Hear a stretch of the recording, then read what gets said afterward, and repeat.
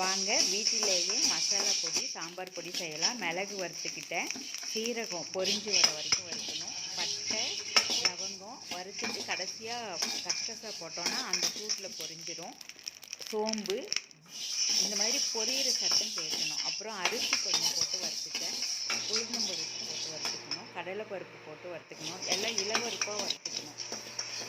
அரிசினா பொரி மாதிரி வரும்.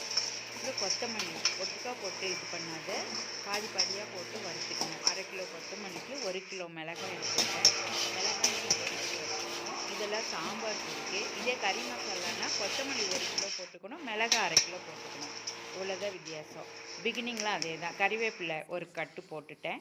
இதெல்லாம் வெயிலில் காய வச்சிடுறோம். மிளகாய் எடுத்து உடைச்சோன்னா பட்டுன்னு உடையணும், அதுதான் அரைக்கிற பதம். மிஷினில் கொடுத்து அரைச்சிட்டு வந்து சலிச்சு வச்சுக்கணும்.